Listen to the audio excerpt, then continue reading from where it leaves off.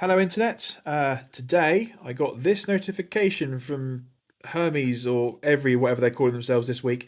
Um, we're expecting we've got it. It's on its way, and I think tomorrow that's going to hit out for delivery. And I'm going to get this tomorrow. I believe these are the capacitors for the O8, which is the thing a lot of you have been waiting for. I say a lot of you. The handful of people that are watching my channel. So that will be everything we need. So that will be the control, the DCC decoder we've got, the speaker that we've got, and now the Stay Alive, which only helps for stutters, but that should be good enough. So if this comes tomorrow, I'm going to do this after work.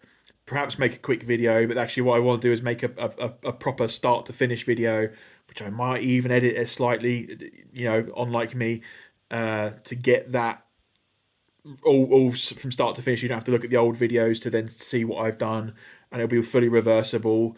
Ideally, you should have access to a 3D printer or have a friend that's got a 3D printer, because then you need to 3D print like one part, no, two parts, both very easy to print, very, very simple parts. And if you haven't got a 3D printer, then perhaps you could fabricate something yourself.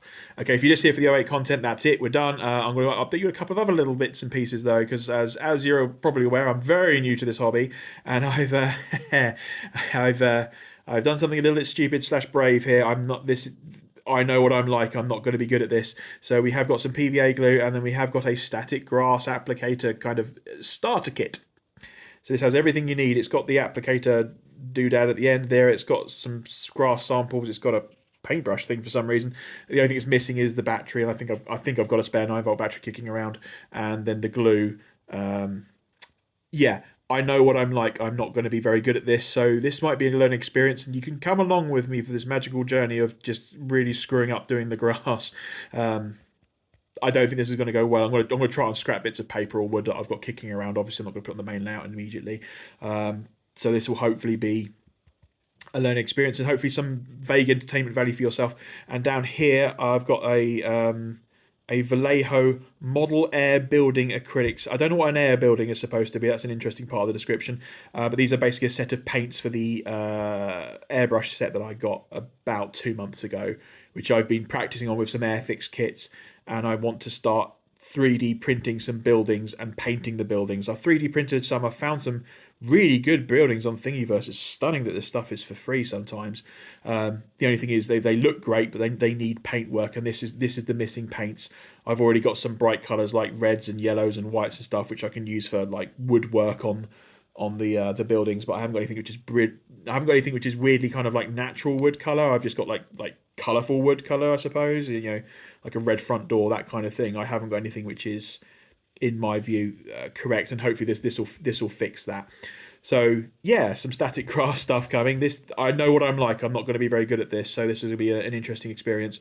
And then we've got some extra paints here, which I'm going to try and then start making good with the 3D printed stuff.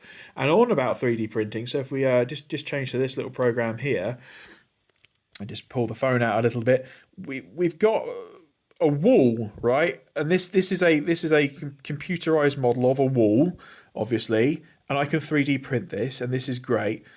And this is not unusual. If you've ever done 3D printing, you go to Thingiverse, you find a thing you like, you download the file, you slice it as it's called, and that's just converting it so that the 3D printer can print it, and then you send it to the printer and you hit print, right? And that's it. That's the lowdown of how this works. However, this is a little bit unusual because this is procedurally generated. So what I mean by that is you've got a bunch of settings over here, and using these settings, you can then just change them, and the wall will just magically change. So if we change this setting here, num x setting, so it's currently sitting at 9. If I just drop that down to say 5, the wall gets smaller, and I can change the height, like how high the wall is going to be, just like that. This is really cool, and you can change whether you've got mortar in between. You can get rid of this base if you don't want it on here. You can change how thick the wall is. That direction, the sort of Z direction, I suppose, as we're looking at it. You can change a lot of this, and you can even just like change the shapes of the wall of the bricks. There's a lot of settings here, and this is genuinely quite impressive. So I can just change this setting here, and the bricks just look slightly different. I say bricks, they're more like stones, aren't they? And this is kind of reminiscent of when I've been driving through rural areas in the UK where I've seen farmers that have. Oh, there's my cat in the background. Hello. Where I've seen like farmers, for example, petition out their fields using brick walls like this, well, stone walls. If we go to the website, the Thingiverse website for a moment, we can actually see the guy. So that's what you're looking for if you want to find this thing, customizable stone wall by that user there, done in 2014.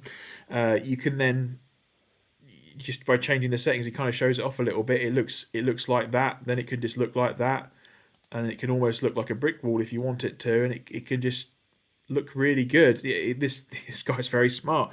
This is very clever.